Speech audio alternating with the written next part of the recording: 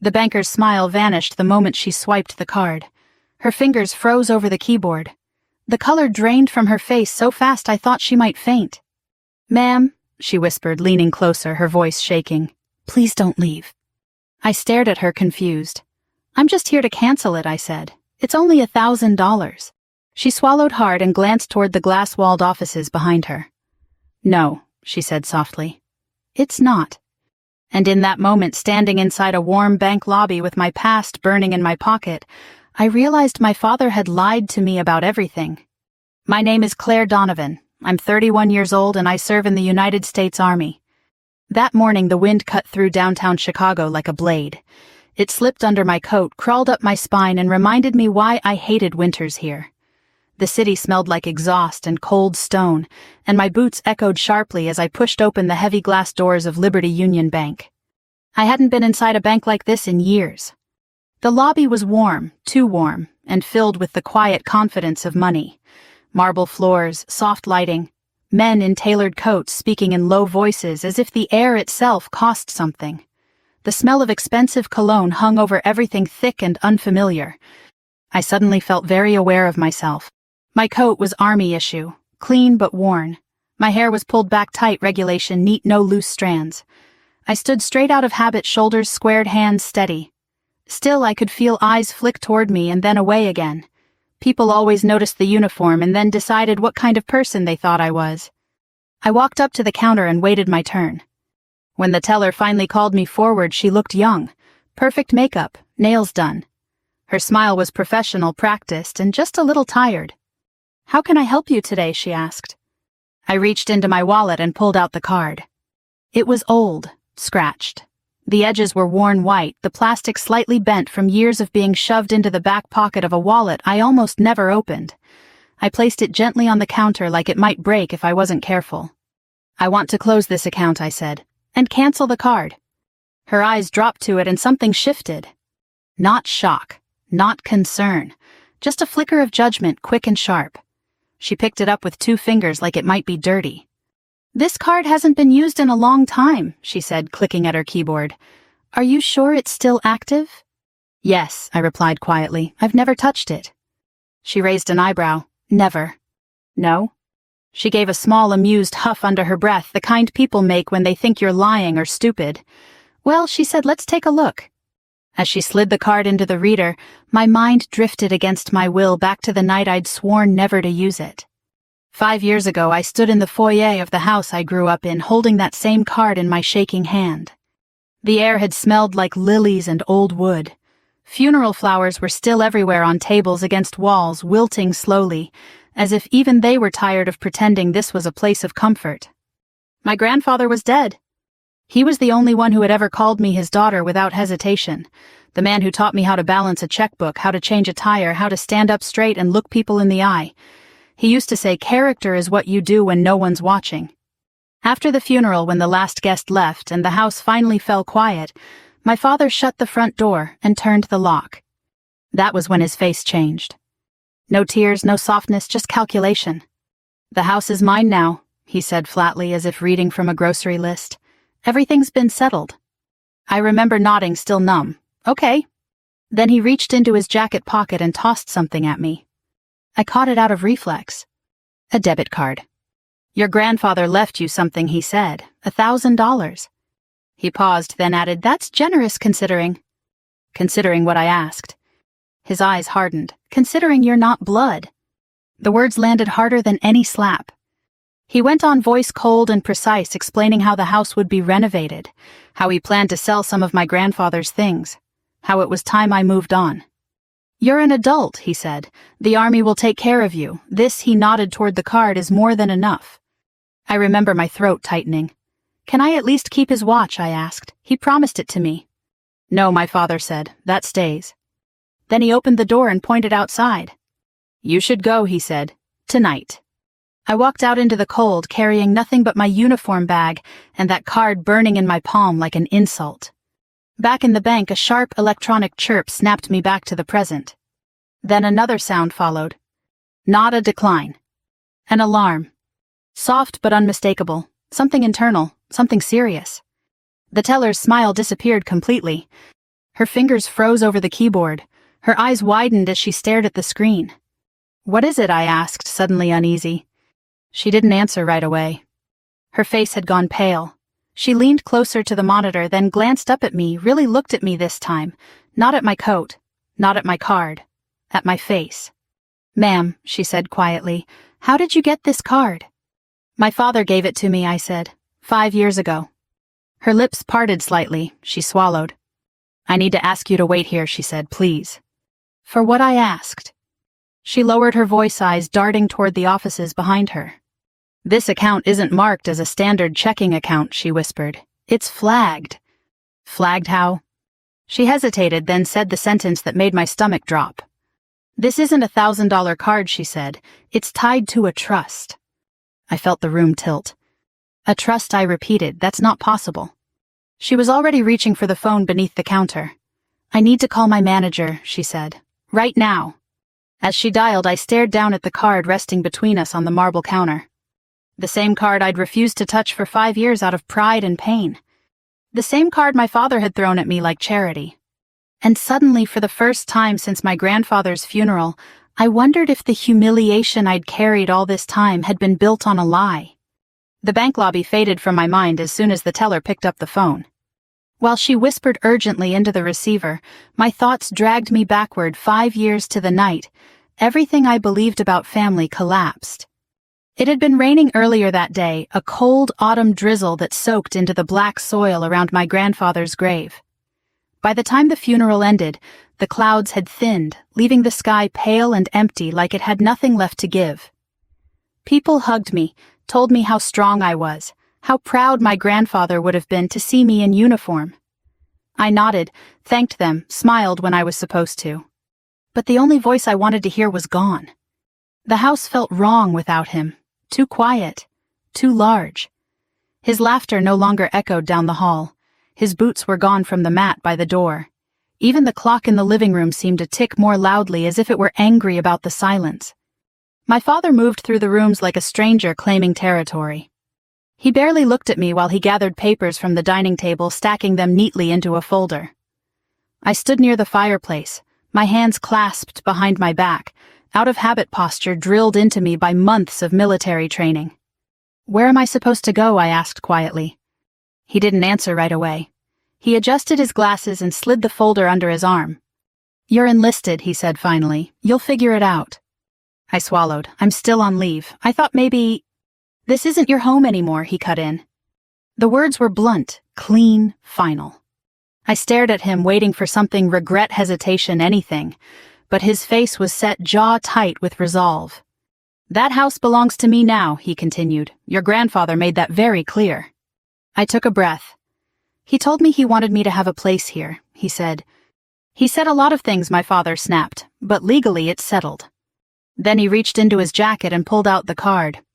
He didn't hand it to me. He tossed it. It bounced once against my chest before I caught it, more surprised than hurt. $1,000, he said. "That's what he left you." My fingers curled around the plastic. "That's it." "It's more than fair," he replied, "given the circumstances." "What circumstances?" I asked, though my chest already felt tight. He exhaled sharply like he'd been waiting for this moment. "You were adopted," he said. "You know that."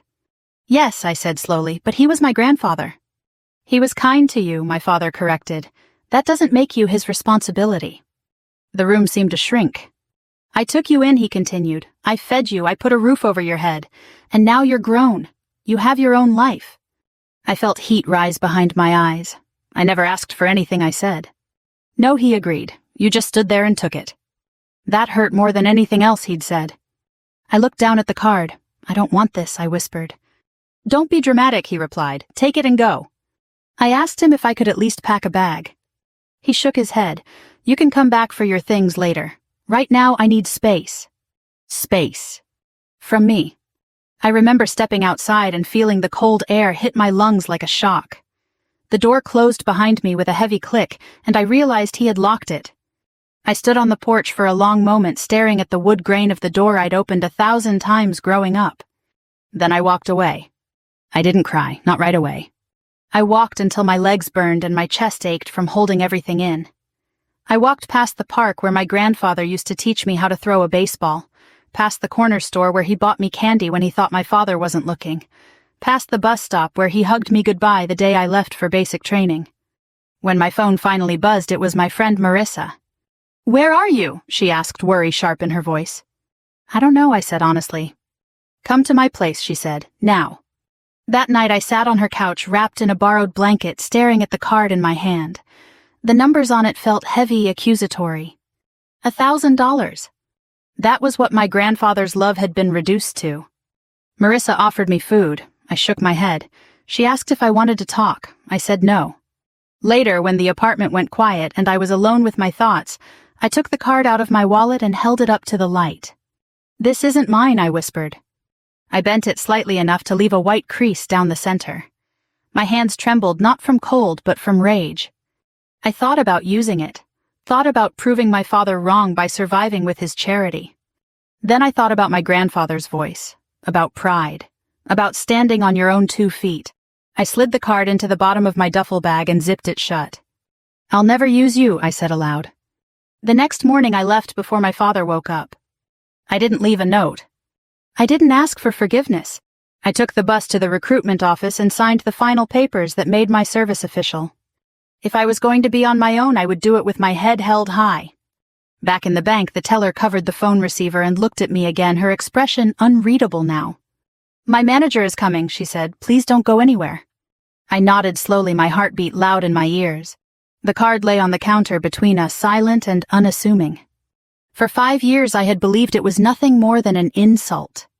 I was about to find out just how wrong I'd been. I didn't see my father again after that night. I didn't call. He didn't reach out. The silence between us settled quickly, like it had always been waiting for permission to exist. I spent the first few weeks after leaving his house sleeping on Marissa's couch, waking up before dawn, out of habit, my body still running on military time. Every morning I folded the borrowed blanket with precision and set it back on the armrest, pretending I was just a guest passing through instead of a daughter who had been erased. Marissa never asked how long I planned to stay. She never mentioned money. She simply made coffee, slid a mug toward me, and talked about normal things, work, traffic, the neighbor's loud dog, as if my world hadn't just collapsed. That quiet kindness kept me standing. 2 weeks later I shipped out. Basic training didn't scare me. I welcomed it. The yelling, the exhaustion, the rules, it all made sense in a way my family never had. In the Army, no one cared where I came from. They cared whether I showed up on time, whether I followed orders, whether I pulled my weight. For the first time, expectations were clear. I learned quickly that pain was temporary, but discipline stayed with you.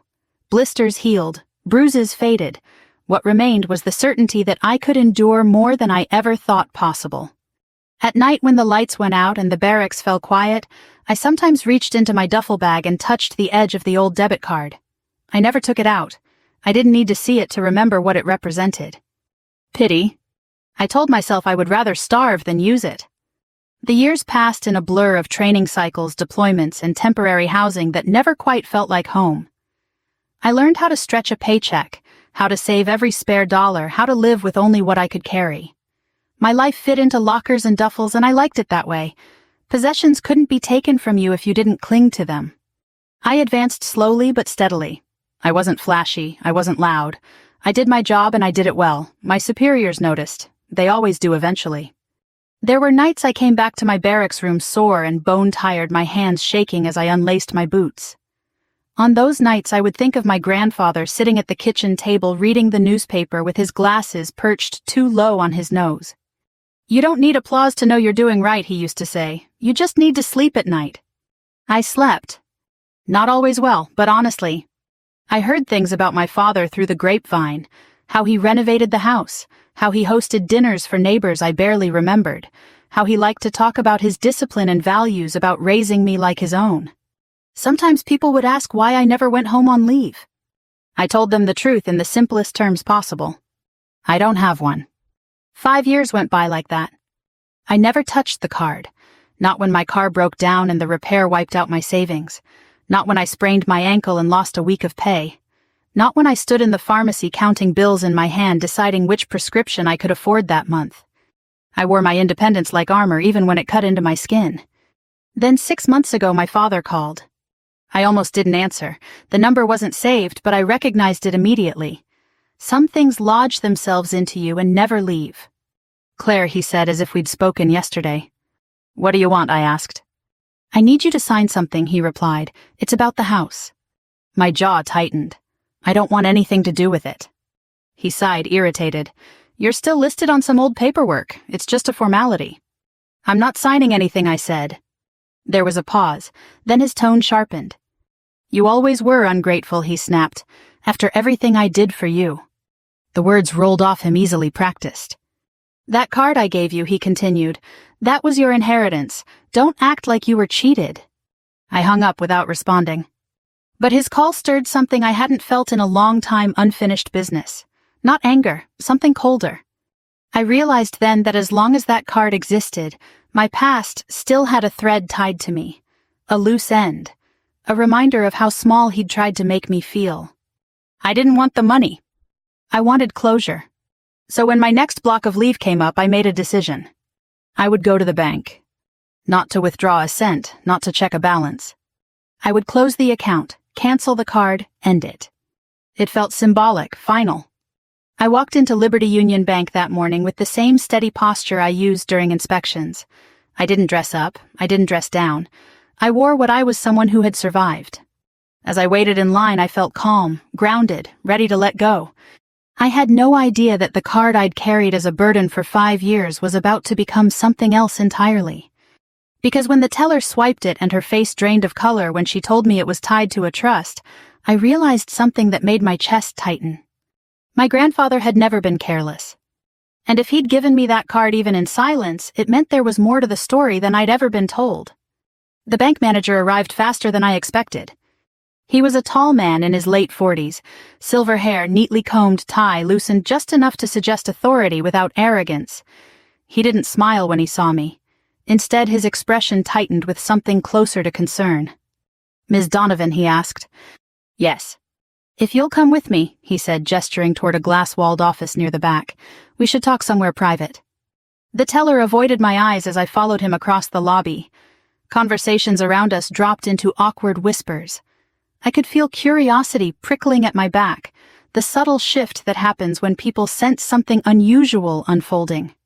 Inside the office, the manager closed the door gently and motioned for me to sit. I want to be very clear. He began folding his hands on the desk. You came in today to cancel this card, is that correct? Yes, I said. I've never used it. I don't want it. He nodded slowly. That much is obvious. I frowned. What do you mean? He turned his computer monitor toward me.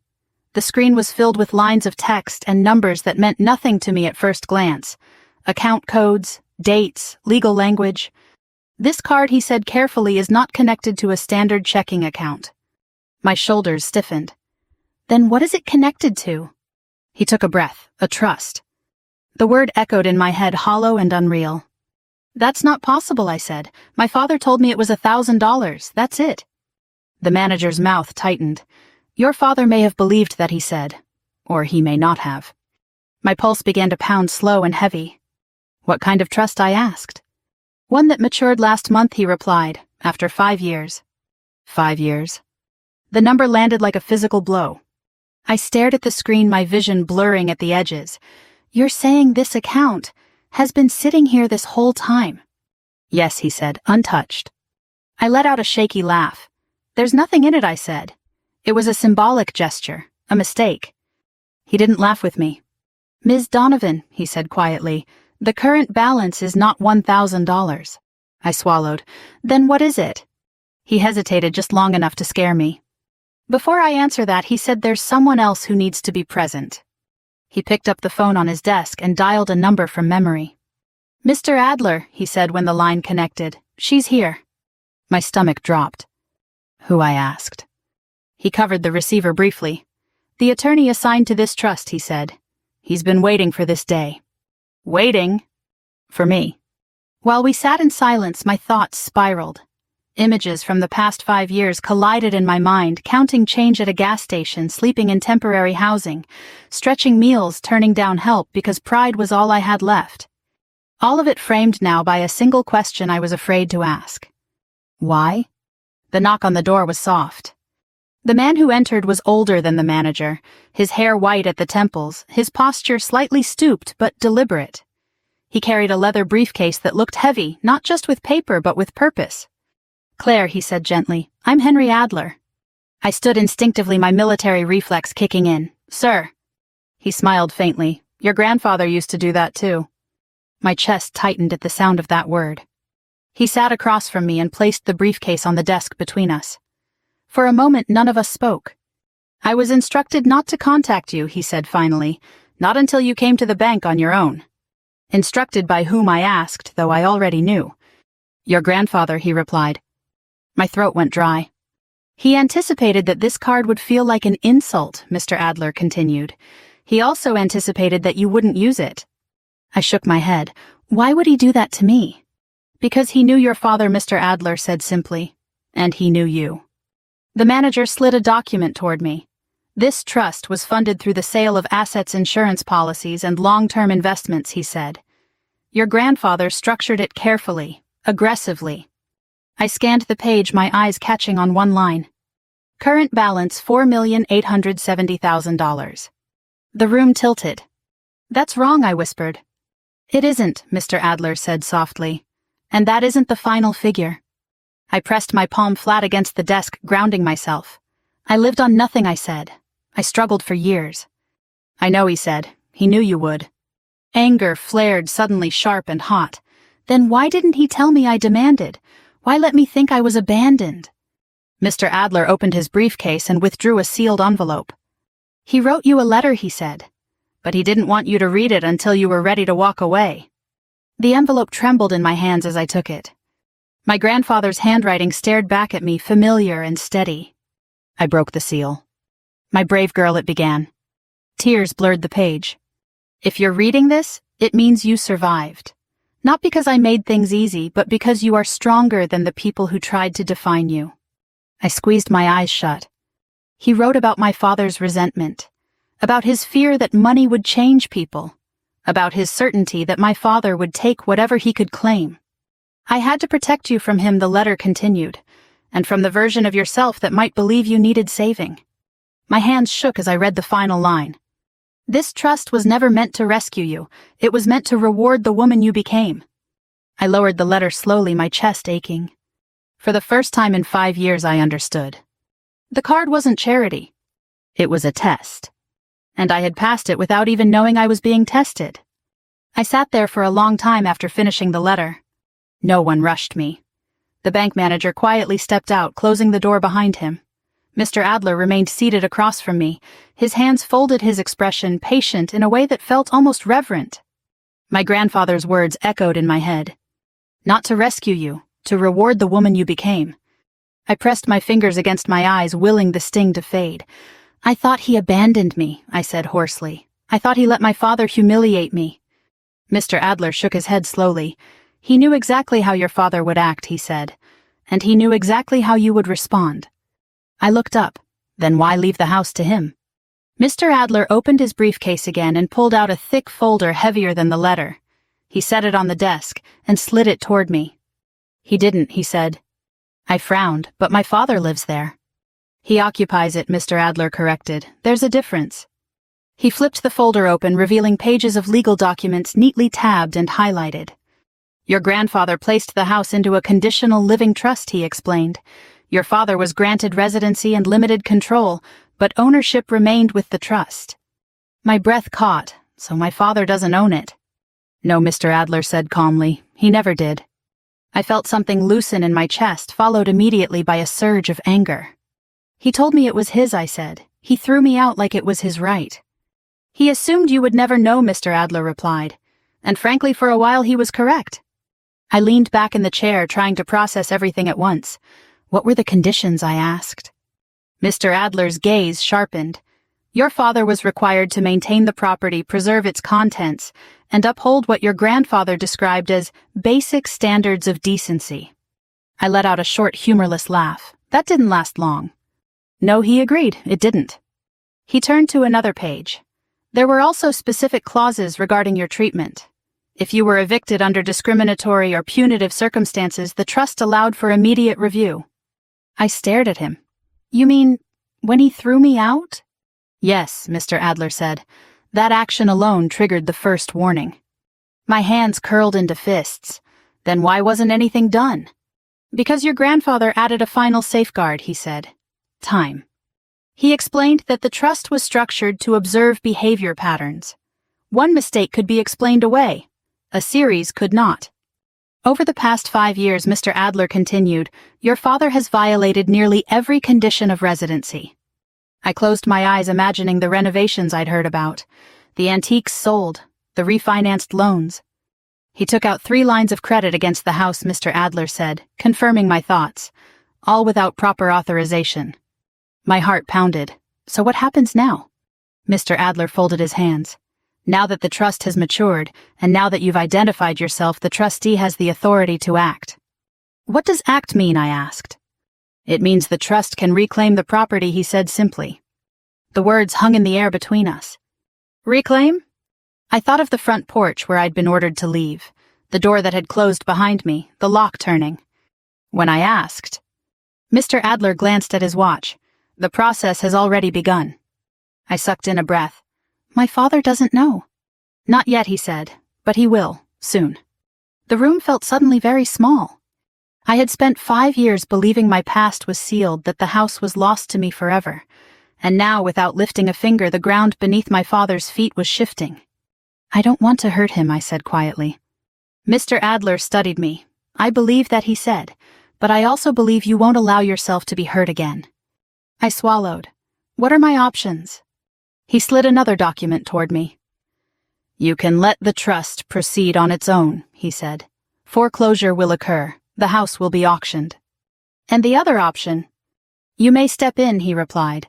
Acquire the property directly through a holding entity. Quietly. My stomach twisted. He would never know it was me. Not until the deed is transferred, Mr. Adler confirmed. I looked down at my hands. They were steady, strong. These were the hands that had hauled gear-cleaned weapons, carried wounded soldiers. Hands that had learned restraint. What did my grandfather want? I asked. Mr. Adler smiled faintly. He wanted you to choose. I closed my eyes and pictured my father standing in the living room, tossing the card at me like spare change. Blood matters, he'd said. I opened my eyes. Do it, I said. Mr. Adler nodded once. Very well. As he gathered the paperwork, I felt something unfamiliar settle over me. Not triumph. Certainty. For the first time since the night I was thrown out, I wasn't reacting. I wasn't surviving. I was deciding. And somewhere deep inside, I knew my grandfather had been waiting for this moment all along. The notice went up 3 days later. A plain white envelope taped to the front door of the house I once called home. By the time my father saw it, the decision had already been made. I wasn't there when it happened. I didn't need to be. Mr. Adler kept me informed with quiet efficiency, updating me through secure emails and brief phone calls that cut straight to the point. He believes it's a mistake, Mr. Adler said during one call. He's been contacting the bank nonstop. That didn't surprise me. My father had always believed mistakes happened to him never because of him. According to the trustee's report, he spent the first day in denial. He marched into the local branch, demanding answers, waving documents that no longer meant what he thought they did. When that failed, he called lawyers, old friends who stopped returning his calls once they realized the scope of his debt and the condition of the title. By the second day, panic set in. He started calling relatives, neighbors, anyone who might listen. He talked about betrayal, about being set up, about how unfair it was that after everything he'd done, this was happening to him. No one offered help. People remember how you treat others when you think no one is watching. On the morning the sheriff arrived, I sat in the back seat of a black sedan 2 blocks away watching the street through tinted glass. My uniform was pressed. My coat was tailored and simple. I wore no insignia, no rank, no name, just myself. The house looked smaller than I remembered. The paint was chipped. The hedges were overgrown. The windows that once glowed warm at night now reflected only gray sky. A moving truck idled at the curb, its engine humming softly, patient and indifferent. 2 officers stood near the front steps, speaking calmly while my father paced behind the door. Even from this distance I could recognize his posture, the sharp movements, the clenched jaw. the way he leaned forward when he spoke as if force alone might bend reality back into place. When the door finally opened, his voice carried down the street. "This is my property," he shouted. "You can't do this." One of the officers held up a hand, speaking evenly. "Sir, we've explained the situation. You've been notified multiple times." "I never received anything," my father yelled. "This is harassment." I exhaled slowly. 5 years ago, he hadn't needed explanations. He hadn't needed paperwork. He'd simply pointed at the door and told me to leave. Now he was begging the law for mercy. The sedan door opened quietly and I stepped out onto the pavement. The sound of my boots on concrete drew his attention immediately. He turned and froze. For a moment he didn't recognize me. Or maybe he did, and his mind refused to accept it. His eyes narrowed, scanning my face, my posture, the calm way I stood with my hands at my sides. Then realization struck. "Claire," he said, his voice cracking. I didn't answer. I walked past the officers and stopped a few feet away from him.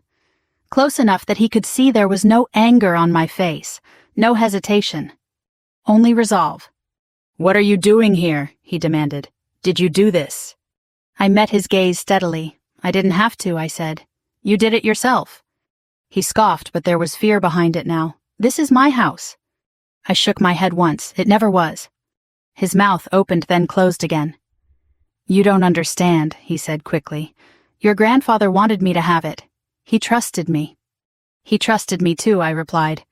He laughed bitterly. You were a charity case, a responsibility. He pitied you." I took a slow breath. 5 years ago, those words would have shattered me. Now they meant nothing. "You threw me out because I wasn't blood," I said. "You told me family was about DNA."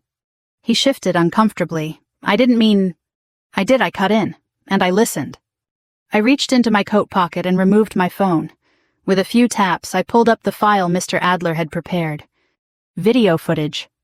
The screen showed the front hallway of the house 5 years ago. My father standing exactly where he stood now. The door open, my duffel bag at my feet. His voice echoed clearly from the recording.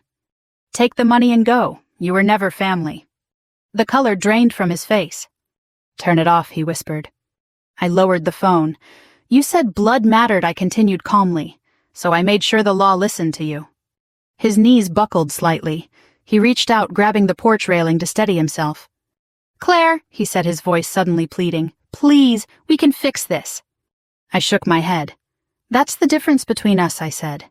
"You still think this is about fixing." The officers stepped forward, placing gentle but firm hands on his arms. As they guided him down the steps, he looked back at the house one last time, at the door he had slammed in my face, at the place he thought defined his worth. I didn't look away. The gates closed behind him with a dull metallic sound. And just like that, the house stopped being his. The street emptied slowly after that. The officers finished their paperwork. The moving truck pulled away with a low groan of gears. Neighbors lingered at a careful distance, pretending to check their phones or adjust their coats while trying to understand what they had just witnessed. I stayed where I was. When the last car drove off and the noise faded, silence settled over the house like a held breath. I walked up the front steps alone. The door stood open, the lock freshly changed. For a moment I hesitated, not out of fear but out of respect. This place carried memories that weren't all mine to claim. It had been my grandfather's sanctuary long before it became my father's weapon. Inside, the air smelled stale, dust and old paint, something faintly chemical from recent cleaning attempts. The warmth was gone, replaced by a hollow echo that followed my footsteps down the hallway. I didn't rush. I moved room by room, letting the past surface where it wanted to. The living room where my grandfather used to nap with the television murmuring low. The kitchen table where he helped me with homework, his finger tracing numbers patiently as if time itself were generous. Most of the furniture was gone. The good pieces had been sold years ago. What remained felt like leftovers, objects chosen not for love but for convenience. I climbed the stairs slowly and stopped outside the bedroom at the end of the hall. My grandfather's room. The door creaked softly when I pushed it open. Sunlight filtered through thin curtains, casting pale stripes across the bare floor. The bed was gone, the dresser too. But the air was different in here. Familiar. I crossed the room and knelt beside the old cedar chest he'd always kept locked. My father had never been able to open it. He'd complained about it, often calling it stubborn and pointless. The key was exactly where my grandfather had always said it would be. I lifted the lid. Inside were things no one else would have thought valuable. Letters, photographs, a folded flag, a small wooden box with a brass latch. I picked up the top envelope. For Claire. My hands trembled as I opened it. If you're standing in this room, he'd written, then you did more than survive. You chose yourself. Tears blurred the page. He told me he was proud of me, not for enduring hardship, but for refusing to become bitter. He wrote about watching me grow quietly strong, about seeing my father's resentment take root long before it finally showed itself. I couldn't stop him from revealing who he was, the letter read, but I could make sure you would never mistake his cruelty for truth. At the bottom of the chest I found his watch. The one he'd promised me. I fastened it around my wrist, the familiar weight grounding me in a way money never could. I didn't stay long after that. The house wasn't meant to be reclaimed as a monument. It was meant to be released. Within weeks I made my decision. The property was transferred into a foundation bearing my grandfather's name. A place for children like I had once been adopted, overlooked, told they were less because they didn't share someone's blood. The trust would fund scholarships, housing assistance, and legal aid for kids aging out of the foster system. Quiet help, real help. As for my father, I didn't follow his downfall. I didn't need to. I knew enough. I returned to base shortly after, slipping back into the rhythm of early mornings and long days. My rank hadn't changed, my responsibilities hadn't lessened. I was still just one soldier among many. And I liked it that way. Sometimes late at night I think about the girl I was 5 years ago, standing on a porch with a card in her hand, convinced she had been discarded like excess weight. I wish I could tell her this. You were never unwanted, you were being protected. Family isn't who keeps you close when it's convenient. It's who prepares you to stand when no one else will. Greed doesn't announce itself loudly, it whispers, it convinces. And then it consumes everything in its path, including the people who believe they deserve more than others. And resilience. Resilience is built quietly, in silence, in moments where you choose dignity over desperation. I didn't take revenge. I took back my name. If this story stirred something in you, if it reminded you of a moment where you were made to feel small, I'd love to hear from you. Where are you watching from? What part of this journey stayed with you? We share stories like this every day, stories about truth, strength, and finding your footing after betrayal. So if you want to keep walking this road with us, subscribe and stay close. We're just getting started.